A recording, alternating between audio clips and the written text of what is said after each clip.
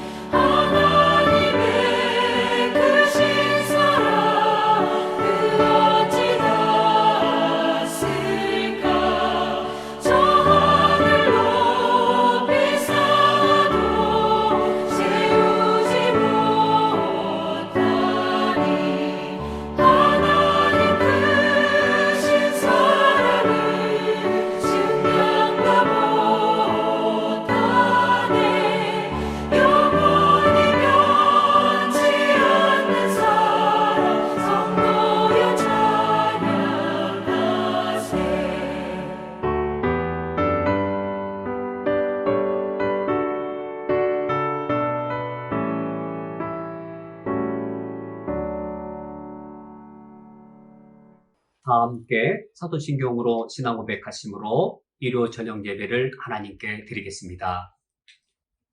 전능하사 천지를 만드신 하나님 아버지를 내가 믿사오며 그 외아들 우리 주 예수 그리스도를 믿사오니 이는 성령으로 잉태하사 동정녀 마리아에게 나시고 본디오 빌라도에게 고난을 받으사 십자가에 못 박혀 죽으시고 장사한 지 사흘 만에 죽은 자 가운데에서 다시 살아나시며 하늘에 오르사 전능하신 하나님 우편에 앉아 계시다가 저리로서 산자와 죽은 자를 심판하러 오시리라. 성령을 믿사오며 거룩한 공회와 성도가 서로 교통하는 것과 죄를 사하여 주시는 것과 몸이 다시 사는 것과 영원히 사는 것을 믿사옵나이다. 아멘. 하나님 아버지시여, 이 시간 저희들이 하나님의 임재를 사모하여 함께 모였습니다. 이 시간 저희들이 하나님의 이름과 주님의 놀라운 역사를 경배하기 원하오니 주님을 향한 우리의 예배를 받아 주시옵소서. 예수 그리스도의 이름으로 기도합니다. 아멘. 다 함께 찬송가 393장 오 신실하신 주 찬양하겠습니다.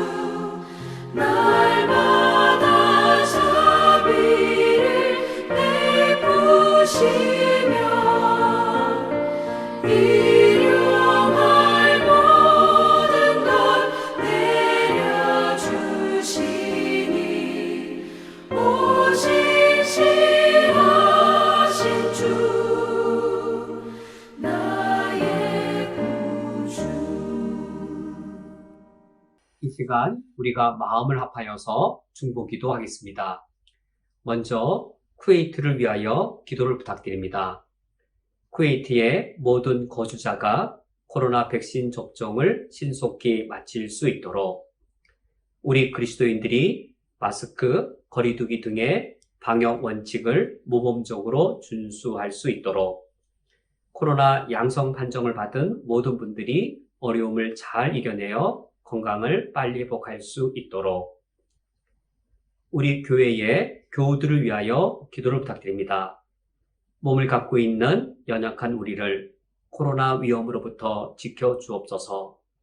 환난의 시기에 더욱 자기 중심적인 사고에 빠지지 않도록 지켜 주옵소서. 하나님의 선한 능력으로 경제적, 상황적 역경에서 우리를 구해 주옵소서. 선교지를 위하여 기도를 부탁드립니다. 의료 여건이 열악한 선교지에서 선교사님들의 생명과 안전을 지켜 주옵소서. 재정적인 어려움으로 자녀를 학교에 보내지 못하는 선교사님의 가정들을 지켜 주옵소서. 한국에서 코로나 후유증으로 치료받는 모든 선교사님들을 속히 회복시켜 주옵소서. 이 시간 이상의 기도 제목을 가지고 우리가 마음을 합심하여 하나님께 기도하겠습니다.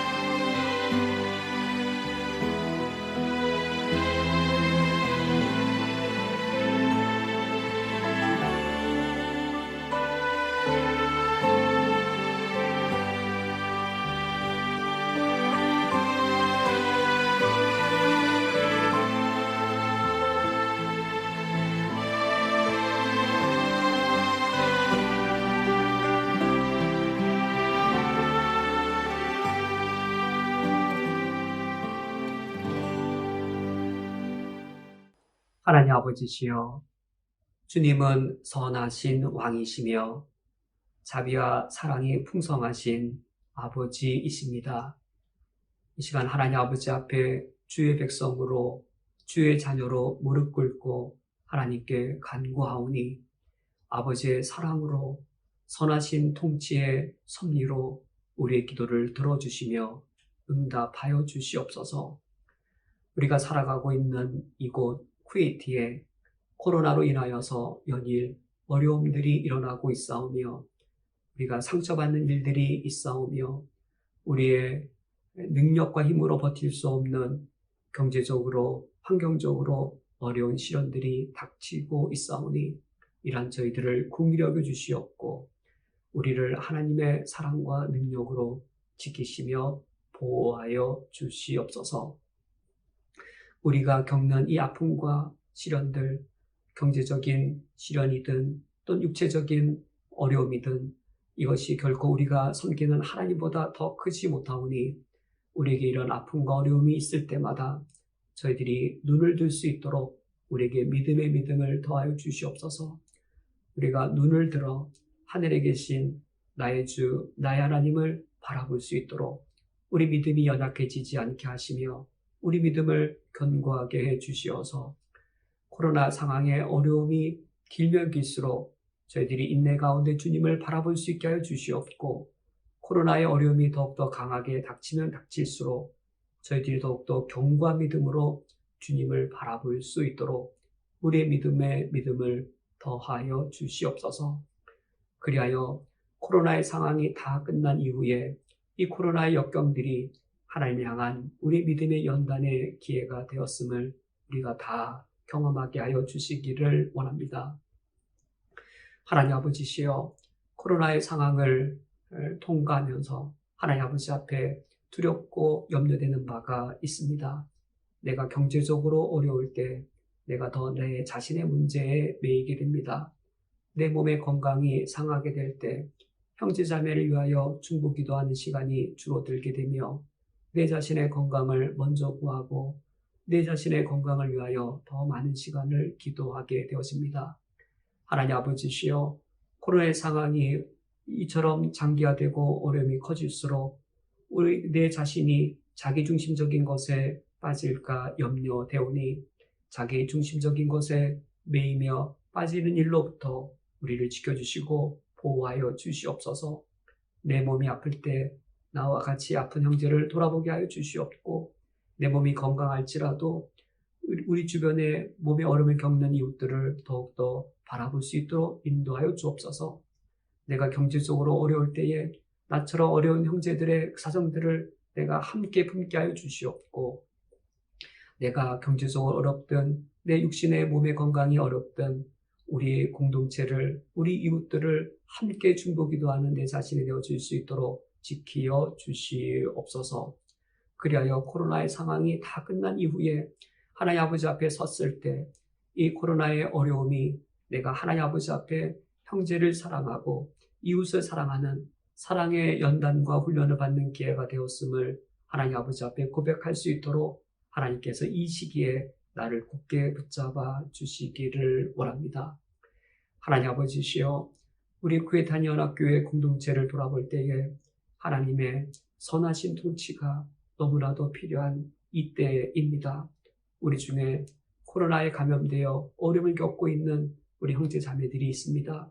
하나님께서 속히 임하여 주시어서 자기 면역력을 일으켜 주시옵고 몸의 활력과 기능들을 더욱더 활성화시켜 주시어서 코로나로 인한 여러 몸의 아픔과 극심한 고통들을 잘 이겨낼 뿐만 아니라 빠른 시일 안에 완치되어져서 회복되며 가정으로 직장으로 속히 돌아갈 수 있도록 하나님의 은총과 능력을 내리어 주시옵소서.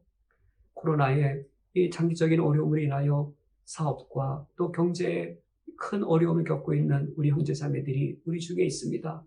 아버지께서 그 기한 함께 해주셔서 필요한 것을 채워주시며 또한 상황적으로 선한 길을 열어주시어서 막힌 땅과 같은 암담한 상황 속에 하나님의 먼저 앞장서 가셔서 길을 열어주시는 선한 하나님의 능력의 역사들을 베풀어 주시기를 원합니다. 하나님 아버지시여, 이 시간 선교지를 생각할 때에 쿠웨이트 땅에 있는 저희들이 어려움이 우리에게도 클진데, 그러나 선교지에 계신 선교사님들의 어려움은 우리가 상상할 수 없을 만큼 얼마나 크고 열악한 상황에 있겠는지요. 특히 의료 여건이 열악한 선교지에서 또 생명과 건강의 위협을 겪고 있는 선교사님과 그 가정들을 돌아봐 주옵소서. 선교사님과 가정의 생명과 안전을 지키어 주시옵소서. 선교사님 가정 중에 재정적인 어려움이 너무 커서 심지어 자녀를 학교에 보내지 못하고 있는 선교사님들의 소식을 듣게 되어집니다. 주님이시여, 선교사님들의 상황에 필요치를 채워주시기를 원합니다. 한국에 또 해외에 있는 한인교회들의 재정을 채워주시어서 선교사님들을 재정적으로 후원하는 그 필요들을 능히 감당할 수 있도록 주님께서 돌보시고 지키어 주시옵소서. 선교지에서 코로나에 걸려 어려움을 겪으시다가 이제 한국에서 코로나 후유증을 치료받고 계신 여러 선교사님들이 계십니다. 한국 땅에 계실 때에 몸의 쉼을, 몸의 치유를 뿐만 아니라 선교지에서 겪으셨던 여러 마음의 어려움들과 쉬지 못했던 것들을 안식과 기쁨을 회복할 수 있는 때로 삼아 주시옵소서. 우리가 코로나가 다 끝난 이후에 우리가 구주로 고백하는 하나님 아버지께서 얼마나 선하신 우리의 왕이시며 능력의 구원주이신 것을 우리가 더욱더 선명하게 바라보고 더욱더 큰 기쁨으로 주님을 찬양할 수 있기를 원합니다. 예수 그리스도의 이름으로 기도합니다. 아멘. 성경 봉독하겠습니다. 오늘 성경 말씀은 구약성경 출애굽기 22장 18절부터 24절까지의 말씀입니다. 오늘 성경 말씀을 제가 봉독해 드리겠습니다. 너는 무당을 살려두지 말라. 짐승과 행음하는 자는 반드시 죽일지니라. 여호와 외에 다른 신에게 제사를 드리는 자는 멸할지니라. 너는 이방 나그네를 압제하지 말며 그들을 학대하지 말라. 너희도 애굽 땅에서 나그네였음이라. 너는 과부나 고아를 해롭게 하지 말라. 내가 만일 그들을 해롭게 함으로 그들이 내게 부르짖으면 내가 반드시 그 부르짖음을 들으리라. 나의 노가 맹렬함으로 내가 칼로 너희를 죽이리니 너희의 아내는 과부가 되고 너희 자녀는 고아가 되리라. 아멘. 다 함께 기도하고 말씀을 듣겠습니다. 하나님 아버지시여, 나의 주 나의 하나님, 주님께서 얼마나 선하시며 인자와 사랑으로 우리를 다스리시는 참으로 좋으신 나의 하나님이신지요. 우리가 오늘 주의 말씀을 대하며 또 모세 언약 시기에 이스라엘 백성들에게 명령하신 언약법전의 법령들을 살펴보며 우리가 다시 한 번 더 좋으신 나의 주 나의 하나님, 사랑과 인자로 우리를 다스리시는 나의 주 하나님을 만나기를 원합니다. 우리가 오늘 말씀을 깨달을 때 내 영이 나의 주 나의 하나님을 인격적으로 개인적으로 만나게 하여 주시옵고, 하나님을 알아갈 때에 하나님의 선하심과 인자하심을 내가 더욱더 누리며 이 험하고 힘든 세상을 능히 살아갈 수 있는 영적인 힘들을 공급받게 하여 주옵소서. 예수 그리스도의 이름으로 기도합니다. 아멘. 우리가 요즘 계속 살펴보고 있는 이 언약법전은 하나님과 이스라엘 백성이 모세 언약을 체결하면서 하나님께로부터 받은 법령입니다. 하나님과 언약을 체결한 이후에 이스라엘 백성들은 이제 개인으로 살아가는 것이 아니라 구원받은 백성의 공동체를 형성하여 생활을 해야 했습니다. 공동체를 형성하며 살아갈 때에 그 안에는 법이 필요한 것이죠. 어떤 법이 필요할 것이냐면 아무나 공동체 안에 들어갈 수 없습니다. 그러니까 언약을 맺은 사람만, 하나님의 언약 당사자만이 이 언약 공동체 안에 들어와야 되고, 만약에 이 언약 공동체 안에 들어왔다가도 이제 어떤 중대한 법, 언약의 조건을 위배하는 어떤 범죄를 저지르면 다시 쫓겨나겠죠. 또는 사형을 당하거나 쫓겨나겠죠. 그리고 언약 공동체 안에 들어와서 그 언약 공동체를 유지하며 살아가려면 하나님이 주신 이 언약법전의 법령들을 지켜야 하는 것이죠. 이런 언약 공동체, 그 공동체 안에 들어가서 살 때에 그때 누리는 게 있습니다. 무엇이냐면 우리 하나님이 얼마나 좋은 하나님인지를 누리게 됩니다.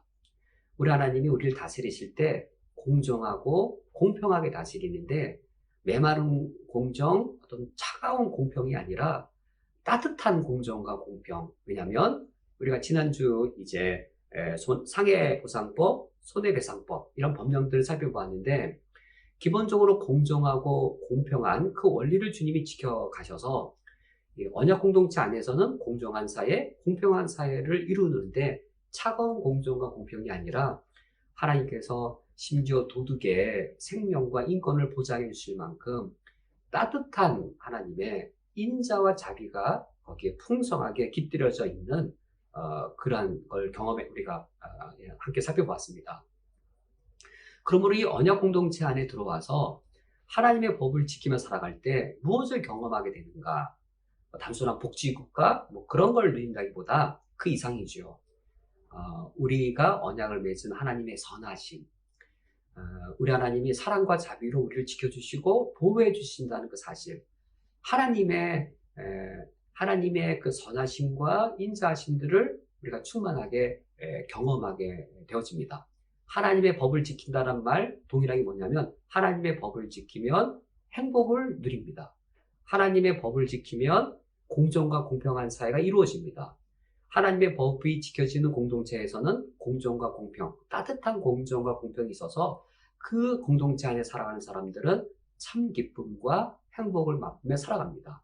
이런 공동체를 원하시고 이런 공동체를 지켜나가기 위해 법을 주신 우리 하나님 당연히 너무나도 선하시고 지극히 인자와 사랑으로 우리를 다스려 주시는 하나님이신 것이죠. 언약법을 우리가 함께 나눈 지 상당히 오랜 기간이 되었는데 저도 이렇게 오래될 줄 몰랐습니다. 왜냐하면 언약법의 내용을 사실 몇 번 크게 이렇게 간략하게만 다루고 넘어가려 했는데 많이 아쉬워서, 왜냐하면 저도 다시 법전의 내용을 설교의 기회가 되어야 할 수 있는데 다시 언제나 내가 다시 법전을 함께 나도 설교를 준비할까라는 생각도 들고, 또 우리 성도님들께서도 어쩌면 뭐 그렇지 않을 가지도 많겠지만 이 언약법전의 내용을 우리가 다시 묵상하고 살펴볼 기회가 드물 수도 있기 때문에 우리가 언약법전을 살펴볼 때에 좀 더 상세하게 세밀하게 살펴보자 라는 마음이 들어서 저는 길게 이제 언약법전의 내용들을 살펴보게 되었습니다. 이 언약법전의 이 내용들, 우리가 지난주까지는 상해보상법, 손해배상법 내용들을 보았습니다. 상해보상, 그러니까 보상을 해주어라. 상해를 일으켰을 때 보상을 해주어라. 손해배상법, 손해를 일으켰을 때 배상을 해주어라. 라는 것들을 우리가 지난주까지 살펴보면서 그 보상과 배상을 통해 하나님이 공정과 공평을 이루어 가신 것이죠.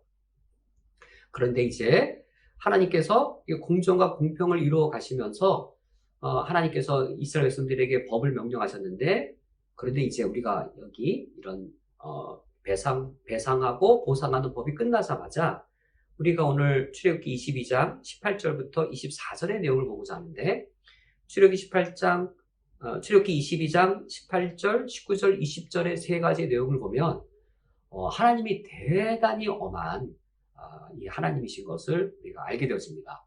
왜냐하면 사형법을 명령하시거든요. 누구에게 사형을 명령하시냐면 18절에 너는 무당을 살려주지 말라. 그러니까 무당에 대한 사형을 19절에 짐승과 행음하는 자는 반드시 죽일지니라.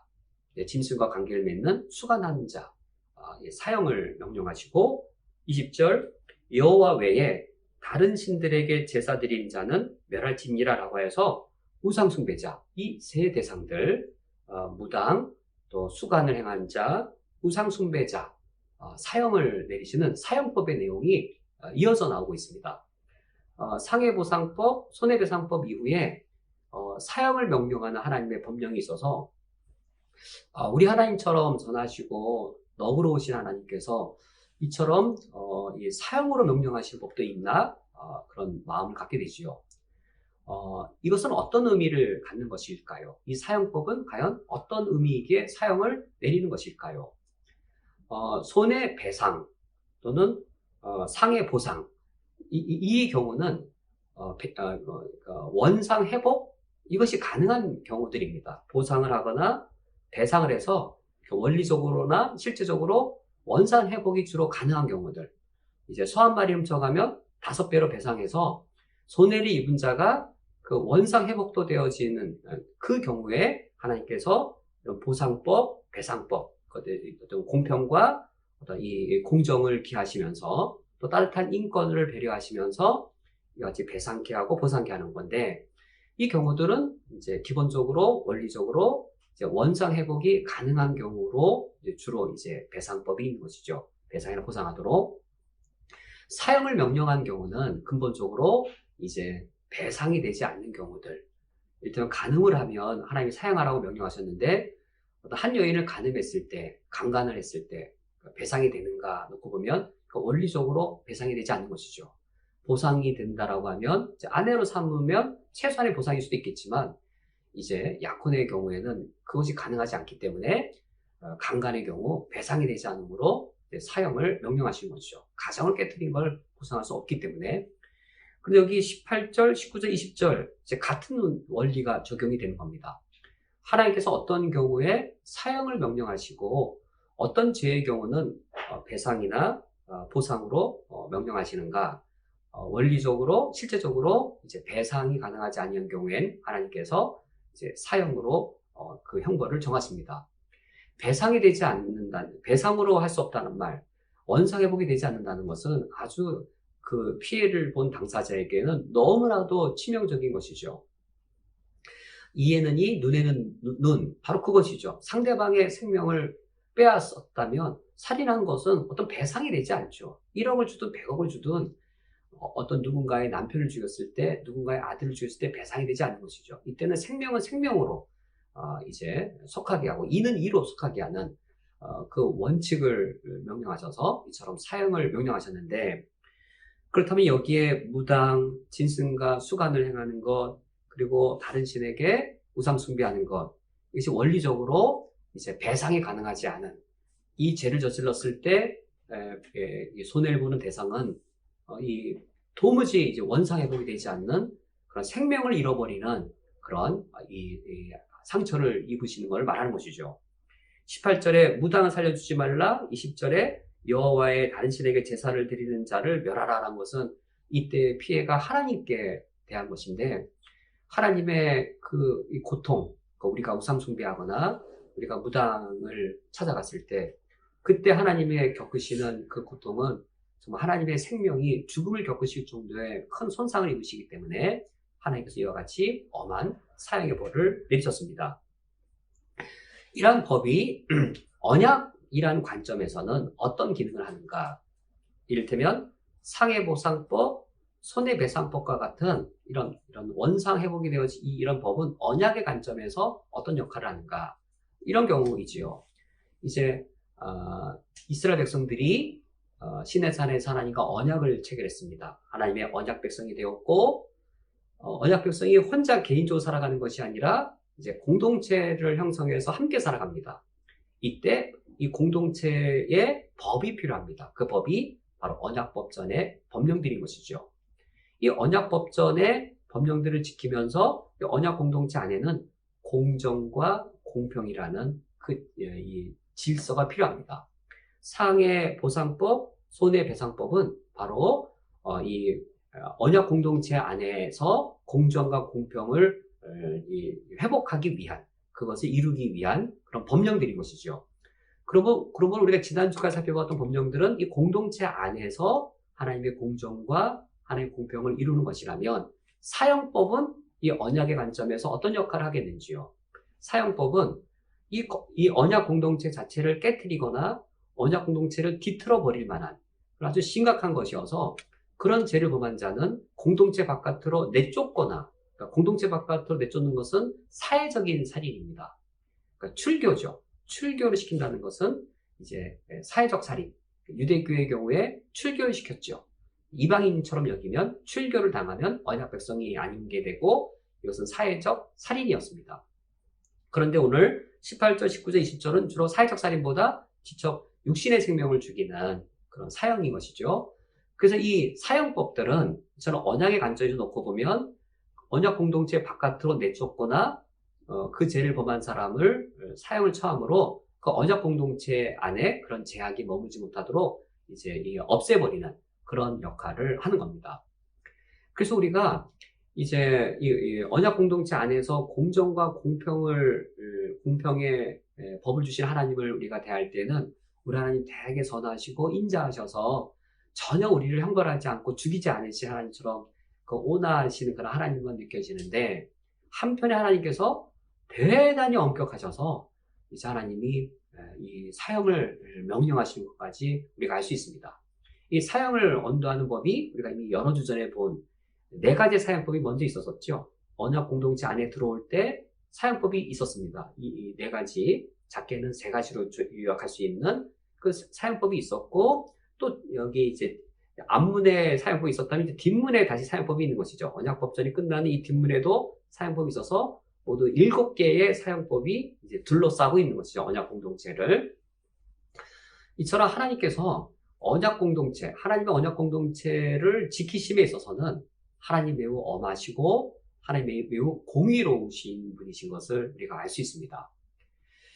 그래서 우리가 하나님에 대해 균형적인 시각을 갖는 것이 옳겠습니다.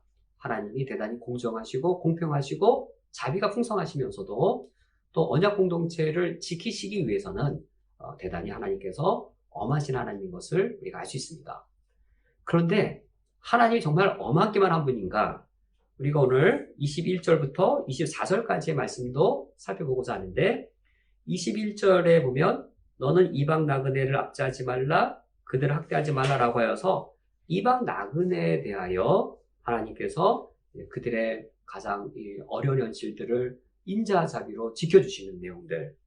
또 22절에 너는 과부나 고아를 해롭게 하지 말라라고 하여서 이스라엘 그 언약 공동체 안에 사는 사람들 중에 가장 사회적 약자들, 이 언약 공동체 안에서 공정과 공평의 법으로도 그들의 연약함이 보호받을 수 없는 공정과 공평 법 외에 이들을 위해서는 법이 더 필요한 겁니다. 세 대상인 것이죠. 이방 나그네, 과부와 고아. 여기 이방 나그네란 이제 그냥 지나가는 뭐 과객, 뭐 옛날 제가 어릴 적에 드라마 보면 사극 영화 보면 이제 어떤 지나가는 이 사람이 지나가는 과객이요라고 말할 때 그건 지나가는 나그네 그런 과객을 말하는 게 아니고 오늘날로 말하면 우리처럼 쿠웨이트에서 살고 있는데 시빌 아이디가 없는 사람인 겁니다. 불법으로 있는 것. 뭐 불법까지는 아니지만 이를테면은 영주권이 없고 그래 자기 땅이 없어서 이렇게 이제 그냥 언제든지 쫓겨날 수 있는 그런 가장 마지막 법적인 어떤 권리를 행할 수 없는 가장 낮은 계층들 그분들이 이방 나그네 오늘날의 쿠웨이트에서 우리가 흔히 볼 수 있는 그 저소득의 어떤 상국인들이라든지 그리고 한국 사회에서는 정말 어려운 여건 가운데 일하고 있는 외국인 근로자분들 뭐 그런 분들 뭐 월급을 못 받아도 호소할 수 없는 그런 외국인 근로자들 뭐 이런 분들이 이제 이방 나그네 또는 우리 교회가 돕고 있는 요르단의 난민분들 이런 분들이 바로 이방 나그네였고 과부나 고아는 과부는 남편이 없는 자 고아는 부모가 없는 자이지요. 남편 없이 한 여인이 어떻게 살 수 있을까요? 그리고 부모 없이 어린 자녀들이 어떻게 살 수 있을까요? 도움이 있어야만 살 수 있는 대상들 이 세 대상들에 대하여 하나님의 지켜주심이 또 있는 것이죠. 그래서 사형법 다음에 21절부터는 우리가 오늘은 24절까지만 보았지만 길게 또 후생법이 이어서 나오고 있습니다. 하나님의 균형 있는 시각을 보여주고 있는 것이죠. 공정과 공평의 상해보상법, 또 이 손해배상법. 그러나 하나님의 엄하신 공동체, 언약 공동체를 지키기 위한 하나님의 엄한 법, 사형법이 있고 또 그 이 공정과 공평만으로도 충분히 그들의 어떤 가장 어떤 최저의 생활이 보장받을 수 없는 그럴 수 있는 그런 사회적 최약자 그들을 향한 하나님의 후생법이 또 이어져 나오고 있습니다. 그래서 우리가 오늘은 법을 살펴보는 것이 뭐 고대 이스라엘의 법 개념을 알려고 하는 것이 아니라 이 언약을 체결하시고 언약 법전을 주신 우리 하나님 얼마나 좋으신 하나님이신가. 우리가 신앙생활한 이후에 우리가 인생의 아픔과 또 역경들 많이 겪지요. 그럼에도 불구하고 하나님이 나그네를 지키시고 또 고아와 가부를 이처럼 도와주시는 것처럼 우리가 공정과 공평 하나님의 공정과 공평으로서 다스리면 날 못 지켜주실 터인데 우리가 많이 경험합니다. 하나님이 날 지켜주신 것이 공정과 공평을 뛰어넘어서 고아와 가부와 나그네를 지켜주시듯이 나를 이렇게 지켜주시는구나. 그리고 많이 경험하죠. 우리가 오늘 이와 같이 이런 하나님의 법령들을 살펴보므로 우리 하나님이 얼마나 선하신 하나님이신지 우리 하나님을 알아갈 수 있기를 원합니다. 우리가 오늘은 세 가지의 사형법을 중심으로 하여 말씀을 살펴보고자 합니다. 첫 번째가 18절 말씀에 너는 무당을 살려두지 말라라는 하나님의 법령입니다. 하나님의 첫 번째 사형법은 이처럼 무당에 대한 사형을 명령하신 것인데 저도 이제 어릴 적에 무당을 본 경험이 있습니다. 우리 동네에 뭐 어느 집에서 구슬하면 이제 무당이 와서 구슬하는 것을 제가 호기심을 가지고 본 적이 있는데 그때 이제 인상적이었던 말은 이제 무당이 여기 예수쟁이 오면 신이 내리지 않는다고 예수쟁이 나가라고 여기 지금 예수쟁이가 있는 것 같은데 신이 지금 못 내리고 있는데 나가라고 이제 그렇게 했던 경험이 있고 그래서 정말 하나님이 계시네. 저는 오히려 역으로 어떻게 귀신이 못 내려오는 거 보면 우리 하나님이 더 높으신 분이신가? 어린 꼬마인 내가 있다고 이렇게 보도나 그런 신비라 해야 되나 그런 호기심 있는 경험을 한 적이 있습니다. 여기 출애굽기 22장 28절 말씀에 너는 무당을 살려두지 말라라는 이 무당이 꼭 우리 한국에 있는 그런 식의 무당은 뭐 아닐 수 있을 것 같습니다. 과연 이 시대에는 어떤 무당이 있었을까요? 이 시대에는 무당들이 어떤 역할을 했을까요? 출애굽기 22장 본문은 너무 단순해서 어떤 무당들이 있었고 그 무당들이 어떤 역할을 했는지 연상이 잘 되지 않는데, 그래서 우리가 이제 신명기 18장 10절에서 14절에 또 다른 본문의 도움을 받을 필요가 있습니다. 신명기 18장에 가서 보면 이 무당을 8가지로 이제 묘사를 하고 있습니다. 8가지로나 묘사한 걸 보면 이 시대에 어떤 우리로 표현하면 구슬해야 한다 해야 될까요? 뭐 신을 부르거나 뭐 신에게 뭔가를 행하는 이 행위가 8가지의 표현, 이것이 있을 정도로 이 당대에 무당을 통한 일들이 가나안 땅에 매우 발전해 있음을 알 수 있습니다.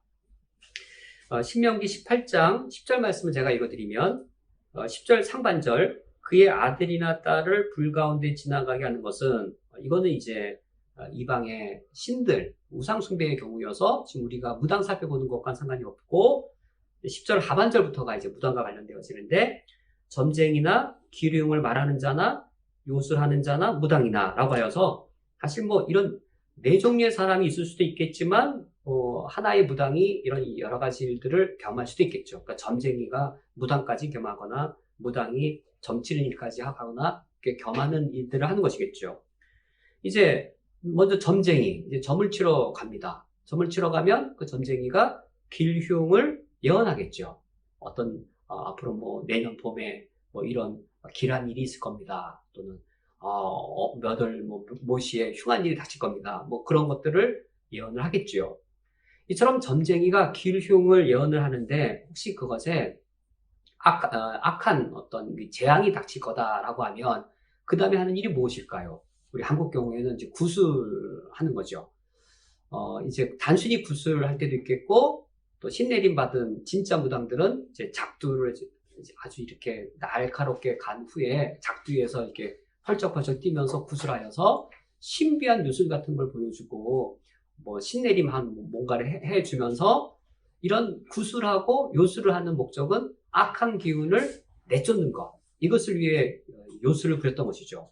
그래서 점쟁이나 기륭을 말하는 자나 요술하는 자나, 이때 요술이란 뭐 우리가 뭐 쇼에서 마술 부리는 그런 요술이 아니고 어떤 신비한 거 보여주는 작두, 우리식으로 말하는 작두를 타는 그런 걸 행하면서 어떤 악한 기운을 물리치기 위해 신내림을 받는 어떤 그런 무당의 일들을 말하는 것이죠.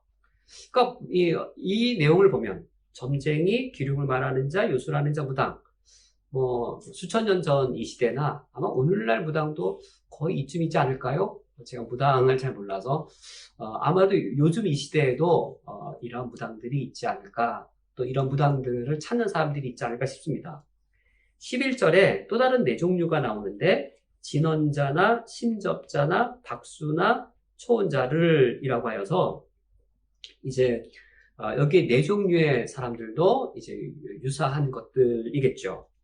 여기 진언자나 신접자, 뭐 초혼자, 뭐 박수는 남자 무당일 것이고, 저도 생소한 표현들인데 이 내용들을 살펴보았더니 진언, 신접, 뭐 이런 내용들이 주로 죽은 사람의 혼령을 불러내는 그런 신을 접하는 그것을 가리킨다 합니다. 고대에도 중국이나 동양에 죽은 조상이 뭐 귀신이 된다, 뭐 이런 것들이 있죠. 오늘날 우리나라에서도 무당들이 이렇게 막 신내림 받고 하면서 뭐 조상신이 내려온다, 막 그런 것들, 이런 거 연결되는 걸까요? 근데 이 당시에 이처럼 신과 접하면서 뭔가 저주 자체를 통제하기도 하고 미래 일에 대해서 죽은 자를 통해 알아내기도 하고 뭐 그런 어떤 점술들을 행하였나 봅니다. 지금 그런 행위들을 가리키고 있습니다. 이런 자들을 이스라엘 백성들은 용납해서는 안 되는 것이죠. 그래서 14절 말씀에 내가 쫓아낼 이 민족들은, 그러니까 이스라엘 백성들이 가나안 땅에 들어가 살아갈 때 가나안 백성들은 기륭을 말하는 자나 점쟁이의 말을 듣거니와, 이런 식으로 점치면서 살아가는 그런 사람들이지만 내게는 내 하나님 여호와께서 이런 일을 용납하지 아니하시느니라. 과연 이런 신들을 믿고 살 것이냐라는 것이죠. 하나님께서는 너희들이 이렇게 이 점치고 또는 술객을 불러내서 기륭하복을 예언하고 어떤 뭐 요술을 부려서 이 악한 기운을 쫓으려고 하는 이런 허망한 일들을 행하여서는 안 된다. 너희들이 직접 안식일마다 나에게 나와 나를 너희들의 신으로 인정하고 나를 경배하면서 내가 너희들에게 말씀으로 말하리라. 법계에 위해서 말씀으로 내가 너희들에게 말을 들려주리라. 언어의 형태로 내가 너희들에게 언약법전을 주지 않았느냐. 말의 형태로 너희들에게 내가 율법을 주지 않았느냐. 내가 언어로서 내가 너희들에게 말을 하리라. 너희들의 말로써 내가 너희들에게 내 뜻을 알려주리라. 그러므로 너희들이 무슨 뭐 신비하게 요술 행하고 이런 뭐 미래에 무슨 일이 있을까 그런 점술 행하는 것 행하지 말아라. 너희들이 내 말로써 너희들에게 알려준 이 율례, 규율, 율법, 이 율법을 묵상하고 그리고 내가 너희들에게 가르친 이 법령을 지켜라. 너희들이 나를 만나고 싶으면 너희들이 눈으로 내 형상을 보려고 하지 말고 내가 너에게 준 율법을 묵상해라. 내가 너에게 명령한 이 법령을 지켜라. 기독교는 말씀의 종교이다. 너가 섬기는 하나님을 보고 싶느냐? 너가 섬기는 하나님을 보고 싶으면 말씀을 묵상해라. 말씀을 깨달아라. 네가 말씀을 묵상하고 말씀을 깨달을 때 내 영이 너에게 임하여서 너가 나를 만날 수 있을 것이다. 그러므로 너희들이 이방 종교들이 행하는 것 참 매력적으로 보일지라도 거기에 유혹받아서 점치거나 요술을 행하는 자를 부르지 말아라. 만약 그런 자가 있다면 그것은 나에게 큰 상처이다. 내 생명을 앗아가는 것만큼 내게 큰 상처를 주는 일이어서 그런 자는 사형으로 처하겠다라고 하나님께서 엄하게 명령하시는 내용입니다. 두 번째 사형법은 19절 말씀에 짐승과 행음하는 자는 반드시 죽일지니라 라는 법령입니다. 짐승과 행음을 하는 이 수간, 구약 성경은 다른 성경들에서도 엄격하게 금하고 있습니다. 신명기 27장 21절에서도 짐승과 교합하는 자, 수간이죠. 이것을 금하고 있고 또 특별히 레위기 18장 말씀에 의하면 그 사람과 교합하게 된 짐승도 죽이도록 하나님께서 명령하고 있습니다. 레위기 18장 15절 말씀에서는 남자가 짐승과 교합하면 반드시 죽이고, 그러니까 사람을 범죄한 사람을 죽이는 것이죠. 너희는 그 짐승도 죽일 것이며 라고 하여서 짐승까지도 죽일 것을 명령하십니다. 16절 말씀에서는 여자가 짐승에게 가까이 하여 교합하면 너는 여자와 짐승을 죽이되 그들을 반드시 죽일지니 그들의 피가 자기들에게로 돌아가리라. 이처럼 하나님께서는 이 수간의 경우도 아주 매우 엄한 사형으로 엄격하게 처벌하고 있습니다. 이 행위가 어떤 죄이기 때문에 하나님께서 이처럼 엄하게 벌을 내리시는 것인가? 하나님께서 우리 인간을 창조하시되 우리 인간의 전체를 창조하신 것이죠. 인간의 우리 모든 부분을 창조하시되 인간에 있는 성도 하나님이 창조하셨습니다. 하나님께서 인간을 하나님의 형상으로 창조하시되 남자와 여자를 창조하시고 라고 하여서 하나님이 인간이란 존재를 성적인 존재, 남성, 여성 이런 성적인 존재로 창조하신 것은 창조주 하나님의 설계에 따른 것이었습니다. 하나님께서는 이 성을 남성과 여성으로 창조하신 후 인간의 성의 경우에는 이것을 결혼이란 제도 그리고 가정을 세우기 위한 이 하나님의 설계도로 성을 고안하신 것이죠. 그래서 이 성은 이 성욕, 어떤 성적인 욕구를 만족시키기 위한 어떤 그 통로로 만들어졌다라기보다도 훨씬 더 그 이상이고 더 근본된 것이 있는데 바로 결혼을 위한 성이고 가정을 위한 성으로 하나님 창조하셨습니다. 왜냐하면 이 성은 생명으로 연결되기 때문입니다. 우리가 식욕이 어떤 생명이 태어나거나 하는 것은 아니죠. 우리 인간의 여러 욕구들이 있을 때 자아 성취 욕구, 그 욕구를 성취해서 그 결과로 뭐 생명이 태어나거나 그렇지는 않습니다. 인간에게 소유욕이 있지요. 소유욕을 충족시켰다라고 해서 어떤 아들이 태어나고 딸이 태어나지 않습니다. 그러므로 인간의 욕구 중에 성욕을 인간의 어떤 기본권, 인간의 식욕이라든지 어떤 뭔가 인간은 누려야 될 어떤 권리, 그것들 중에 하나로 단순히 여길 수 없는 그런 차원이 성에는 있는 것이죠. 인간의 어떤 욕구와 욕망을 성취했을 때 기본적으로 내 자신의 어떤 그 기본적인 것, 식욕을 통해서 내 생명이 보호되고 또 우리 모든 인간이 기본적으로 어떤 능력이나 어떤 의료를 통해서 어떤 이 건강을 보호받거나 어떤 이 정도의 차원이지 그것이 어떤 생명이 태어나고 그 생명은 그 독자적으로 또 다른 하나님의 형상입니다. 그러니까 이를테면 어떤 가정에 한 아이가 태어났는데 혹 그 부모가 대단히 무책임한 부모였다면 그럼 무책임한 부모에게 사이 태어난 그 자녀를 볼 때 저 자녀가 무슨 잘못이 있나라는 마음을 갖게 되어지죠. 성욕을 마음껏 행했을 때 그 결과가 작은 결과에 일으키는 게 아니라 생명이 태어나는 것이죠.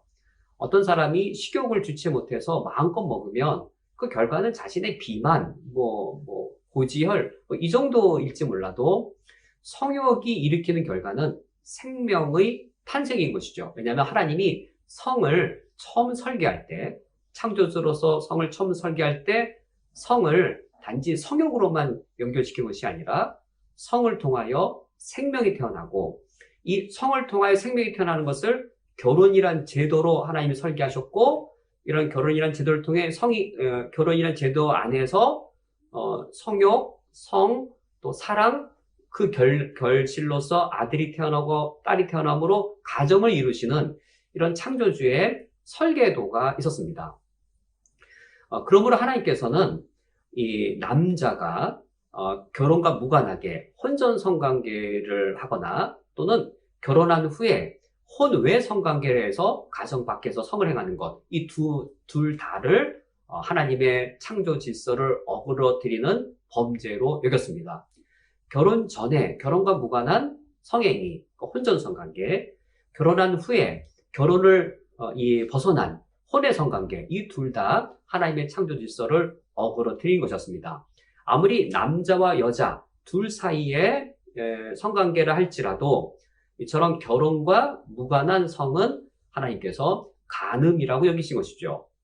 그런데 인간이 이성 간의 이런 성행위를 또 더 심각하게 위배해서 남자와 남자 간에 또는 여자와 여자 간의 동성애를 사랑이란 이름으로 또는 성욕의 더 풍족한 즐김이란 이름으로 그것을 행하고자 할 때 오늘날 이것을 인권이란 이름으로 그릇되게 미화하고 있지요.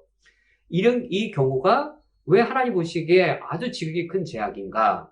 하나님이 성을 결혼을 위한 가정이란 제도를 위한 이 창조주로서 본래 설계한 것이기 때문입니다.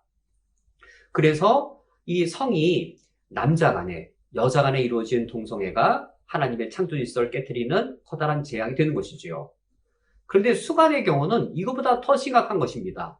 남자와 여자 간의 간음보다 동성 간의 동성애가 더 심각한 창조 질서의 깨트림이라고 한다면 이제는 인간이 이 동물과 관계를 맺는 것이죠. 하나님께서 동물들에게 암컷, 수컷이라고 하는 이제 이 동물도 성이죠. 그 성을 주셔서 하나님이 동물들을 창조하신 후 생육하도록 복을 내려주셨습니다. 동물들의 경우도 암컷, 수컷이 있어서 이 동물들의 이 교합 행위, 그걸 통해서도 교접 행위를 통해서도 동물들 안에서도 생명이 태어나는 이게 하나님의 이 설계였습니다. 그런데 동물을 유혹하고 동물을 의도적으로 만들어서 인간이 그 동물과 수간을 저지르는 것은 하나님의 창조 질서를 아주 현격하게 파괴하는 제약된 행위인 것이지요. 그런데 왜 이러한 어떤 간음 또는 동성애 또는 이런 수간이라고 하는 것들이 지금 이 고대 운동에 이처럼 문란하게 또 널리 확산되어져 있었는가? 이런 제약들이 현대 와서 이루어진 것이라기보다도 이제 고대 근동의 여러 흔적들을 보면 이미 수천 년 전 이 시대에도 이런 수간을 비롯한 동성애 그리고 간음과 같은 성적 범죄들이 아주 널리 행해진 것이지요. 왜 이 이방 종교들 안에서는 이방인들 안에서는 이렇게 하나님의 창조 질서를 어그러뜨리는 이런 범죄들이 크게 일어났는가? 반대로 하나님께서는 왜 이런 죄에 대하여서 언약 공동체 바깥으로 내어 쫓아버리거나 언약 공동체 안에서 완전히 없애버려야 할 죄악으로 여기신 것인가? 여기에는 우리가 이제 이 수간의 경우를 통하여서 함께 알아봐야 할 중요한 사실이 있습니다. 자연을 바라보는 눈이 하나님을 믿는 백성들의 시각에서 그리고 이제 이방신을 섬기는 이 종교의 시각에서 매우 다르기 때문입니다. 우리 그리스도인들이 자연을 바라보는 그 시각과 하나님을 믿지 않는 사람들이 자연을 바라보는 시각이 매우 다른 것이죠. 고대 근동에서 이방 종교는 자연을 어떻게 여겼냐면 자연을 신이라고 여겼습니다. 자연을 신이라고 여긴 이유는 단 하나이지요. 자연의 힘이 인간의 힘을 아주 압도해버리고 자연의 엄청난 큰 힘 앞에 섰을 때 신 앞에 선 것처럼 인간이 너무 나약한 겁니다. 하늘에 엄청난 폭풍우가 몰아쳐 내리고 엄청난 비가 쏟아져 내릴 때 그래서 물이 막 차오르고 그러나 인간이 수백 년 동안 발전시켜왔던 물질 문명들이 한순간에 홍수로 다 휩쓸려가서 이 인간의 모든 문명이 다 파괴되고 이런 것들을 인간이 경험하면서 그 자연의 힘 앞에 인간이 매우 작고 초라하고 힘없는 그 연약한 존재인 걸 느끼면서 하늘을 볼 때 하늘이 신으로 느껴지는 것이죠. 하늘에 신이 있고 하늘에 있는 바람신, 구름신, 그런 이 폭풍우의 신 이런 신들이 있을 거다. 그래서 자연이 신으로 보이는 겁니다.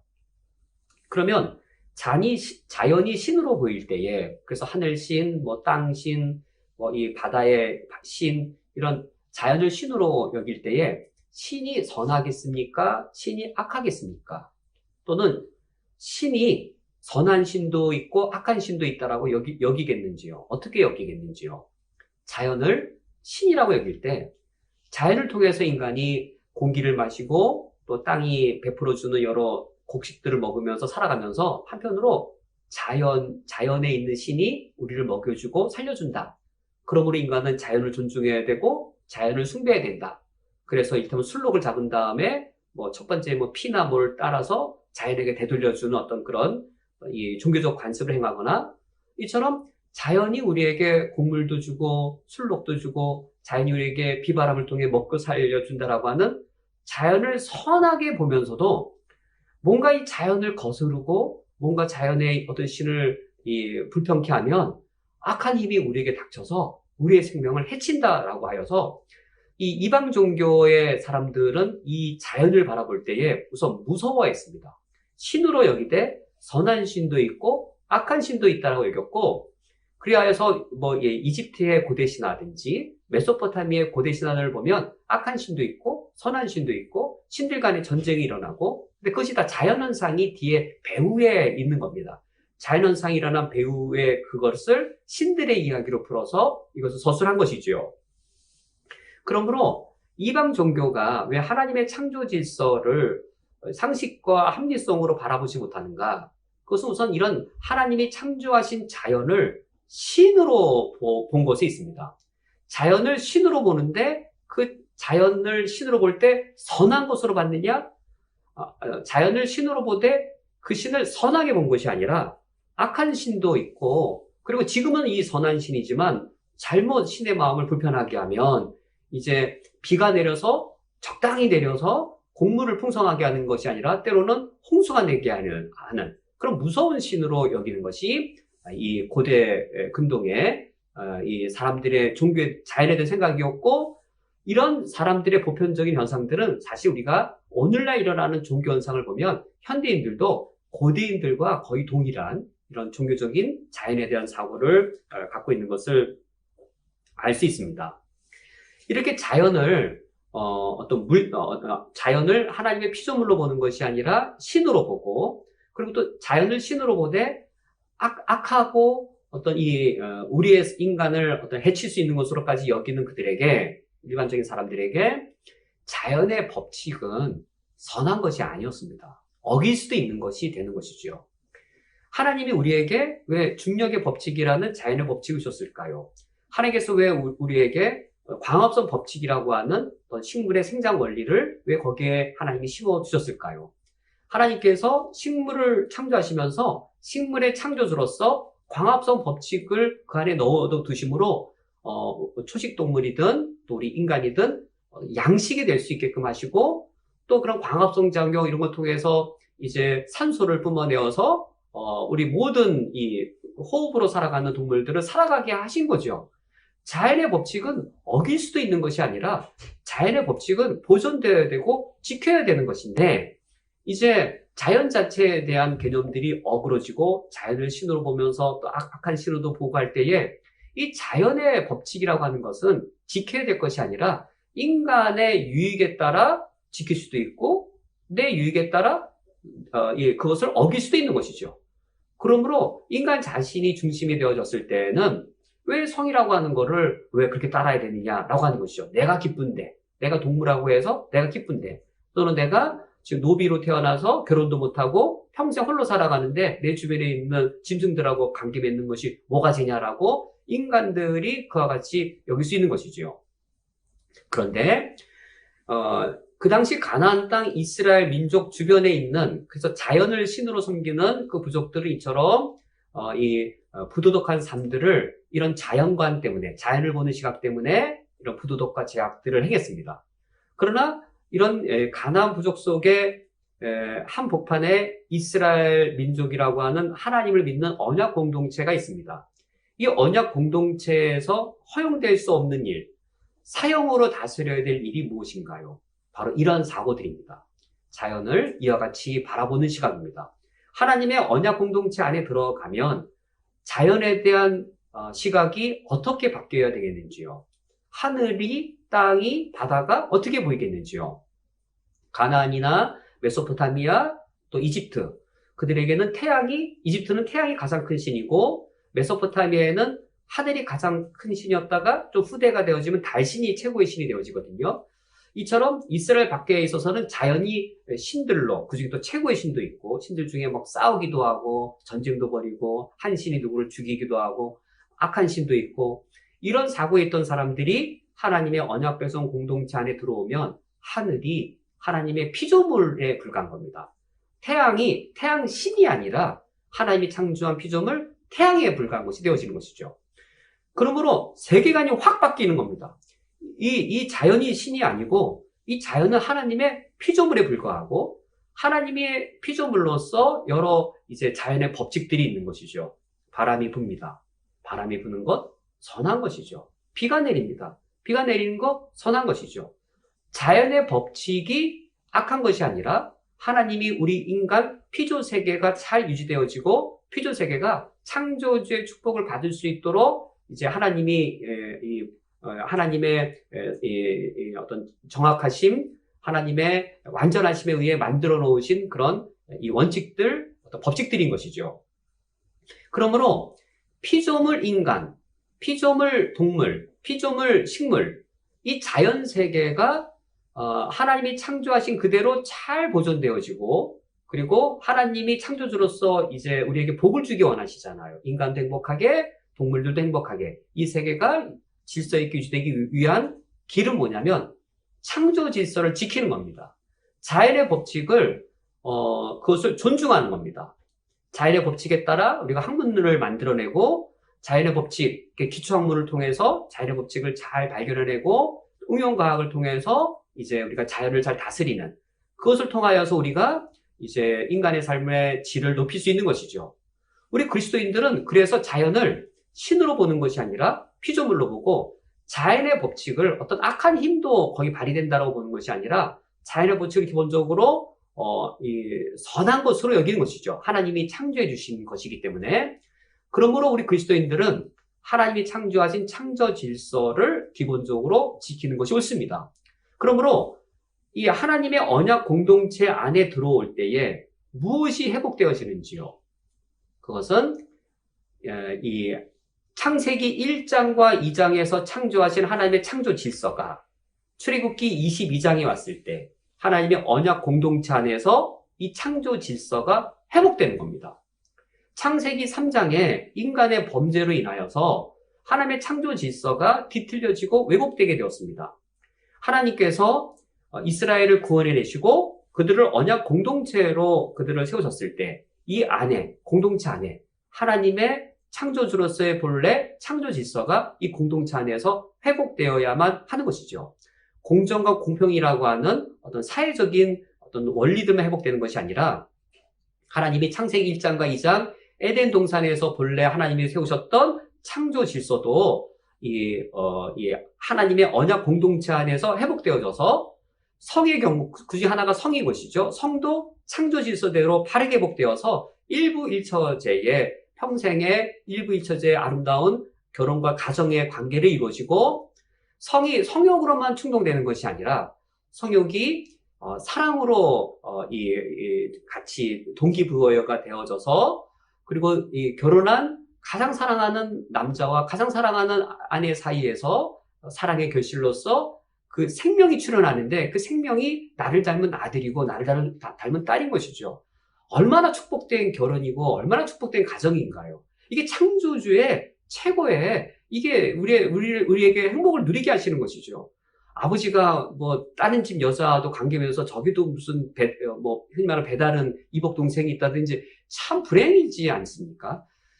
하나님의 창조 질서를 우리 그리스도인들이 언약 공동체 안에서 회복함으로 성의 경우 바르게 성을 통하여서 창조 질서, 에덴 동산의 그 축복을 회복하는 것, 이것이 언약 공동체의 책임인 것이지요. 세 번째 사용법은 20절 말씀에 여호와 외에 다른 신에게 제사를 드리는 자는 멸할지니라 라는 여호와 유일신 신앙의 명령입니다. 여호와 유일신 신앙, 여호와 외에 하나님이 없고 여호와만이 참 하나님이시다, 유일한 하나님이시다라는 여호와 유일신 신앙의 요구입니다. 만약에 이 신앙을 어기고 이제 우상을 숭배한다면 사형에 처하도록 엄하게 명하셨습니다. 그러면 왜 여호와 유일신 신앙의 이 요구를 이 무당에 대한 계명 그리고 짐승과 행음하는 그 계명 여기 연달아 이어서 여기 위치시켜 놓은 것일까요?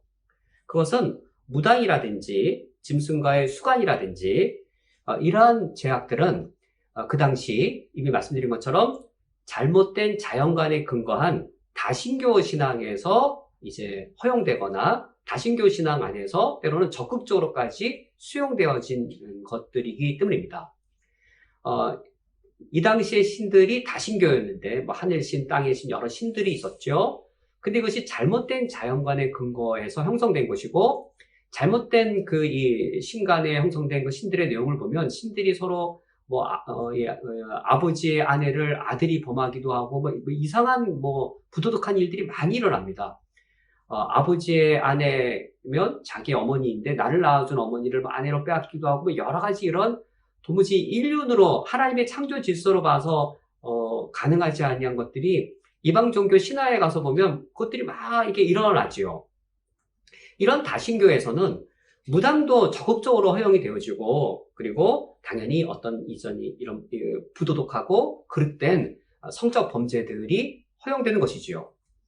이런 배경에서 하나님께서 이제 이 자연에 근거한 다신교에 대하여 이 자연의 창조주로서 여호와 유일신 신앙을 요구하십니다. 자연의 하늘도 땅도 바다도 모든 자연을 하나님 한 분이 창조하셨다면 신은 몇 분일까요? 신은 이방 종교처럼 다신이 될 수 있는 게 아니고 이 모든 자연 세계를 창조한 분이 하나님이시므로 자연 자체도 신이 아니고 이 모든 자연을 창조한 창조주 하나님만이 하나님이시므로 참 하나님은 유일할 수밖에 없는 것이죠.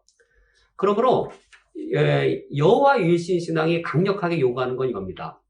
여호와를 하나님으로 인정한다는 말이 여기 18절, 19절 이 두 가지 금지 명령과 이 문맥에서 보면 이거죠. 하나님을 참 신으로, 참 하나님으로 인정한다라고 하는 것은 하나님이 창조하신 자연도 인정하는 것을 가리킵니다. 자연을 피조물로 인정한다는 것과 동일합니다. 하나님을 창조주로, 하나님을 참신, 창조주로 인정한다는 말은 하나님이 창조하신 자연을 피조물에 불과한 것으로 인정한다는 것과 동일한 의미가 되어집니다. 그리고 이 자연을 신으로 여겨서 여기서 일으켜졌던 창조 질서를 어그리키는 많은 죄악들, 영적인 어떤 이 죄악들이든 도덕적인 죄악들이든 그것들을 금하고 오히려 창조주가 요구하시는 이 도덕적인 우월함, 아니, 높은 수준의 도덕성, 그거를 따르겠다는 것과 동일하게 연결되어집니다. 그래서 21절 이하에 가서 보면, 그 20절에서 여호와 하나님만 섬기라고 말한 이후에 21절 이하에 후생법이 등장하는데, 이 후생법은 나그네, 과부, 고아에 대한 우리 공동체에서 가장 사회적 약자에 대한 도덕적인 배려인데 대단히 높은 수준의 도덕성의 요구입니다. 오늘 인권이 이처럼 발달한 이 시대에 오늘날 우리도 이걸 행하려면 너무 도덕 수준이 높습니다. 이방 종교, 자연을 근거한 이방 종교에서는 도덕 수준이 뭐 형편없지요. 타락한 것까지 수용하기도 하지요. 그런데 이 자연을 선하게 보면서 이 자연을 창조하신 하나님을 우리가 참 하나님으로 인정할 때에는 그때에 하나님께서 우리에게 높은 도덕성을 요구하십니다. 오늘 이미 너무 많은 시간이 흘러서 이제 다음 주에 여기서부터 말씀을 이어가야 할 것 같습니다. 우리가 오늘 말씀을 통하여 살펴본 내용을 보면 하나님께서 사형법으로 다스리는 내용들입니다. 이방 종교에서는 무당도 허용하고 그리고 짐승과 행음하는 수강까지도 허용하는 일들이 가능했지만 그것은 잘못된 자연, 잘못된 신에 대한 이해 때문이었습니다. 하나님께서는 언약 공동체를 세우신 이후에 하나님 한 분만 섬기게 하시면서 이제 그런 모든 행위들을 다 그치게 하시고 잇따라오는 그 다음에 이어지는 후생법을 통해서는 언약 공동체 안에서는 단순히 낮은 수준의 도덕만 지켜지는 것이 아니라 높은 도덕성을 요구하신다는 사실을 우리에게 가르쳐주고 있습니다. 이에 대해서는 우리가 다음 주에 이어서 계속하여 살펴보겠습니다. 함께 기도하겠습니다. 하나님 아버지시여, 악한 세상 가운데 우리를 구원하여 주시어 감사드립니다. 오늘도 긴 분량의 말씀을 들었으며 언약법이라고 하는 법의 내용들, 우리의 관심과 또 내 삶의 가장 어려운 아픈 부분들을 위로해 주는 것과 무관한 그런 내용일 수 있는 주님의 말씀을 들었습니다. 그러나 우리에게 가장 큰 힘과 위로는 내가 섬기는 하나님이 어떠한 분이신지 알아갈 때 이것보다 더 큰 위로가 우리에게 없습니다. 하나님은 참 좋으신 나의 주, 나의 하나님이십니다. 내가 섬기는 하나님은 선하셔서 내가 비록 이 땅에서 때로는 아픔을 겪고 억울함을 겪을지라도 이 귀한 법을 주신 공정과 공평의 법을 주시고 나그네와 고아와 가부를 기꺼이 돌아보시는 우리 선하신 하나님께서 내 삶을 선과 아름다움으로 지켜주실 줄을 우리가 더욱더 믿고 의지하게 되어집니다. 우리 성도님들의 삶 속에 오늘 여러 아픔과 슬픔들과 어려움들이 있을 때에 나의 주 나의 하나님이 어떠한 분이신지 우리 모두가 다 기억함으로 하나님 아버지 앞에서 새 힘과 새 위로를 누릴 수 있게 해주시옵소서. 예수 그리스도의 이름으로 기도합니다. 아멘. 다 함께 주기도로 오늘 예배를 폐하겠습니다. 하늘에 계신 우리 아버지여, 이름의 거룩히 여김을 받으시오며 나라가 임하시오며 뜻이 하늘에서 이루어진 것 같이 땅에서도 이루어지이다. 오늘 우리에게 일용할 양식을 주시옵고 우리가 우리에게 죄 지은 자를 사하여 준 것 같이 우리 죄를 사하여 주시옵고 우리를 시험에 들게 하지 마시옵고 다만 악에서 구하시옵소서. 나라와 권세와 영광이 아버지께 영원히 있사옵나이다. 아멘.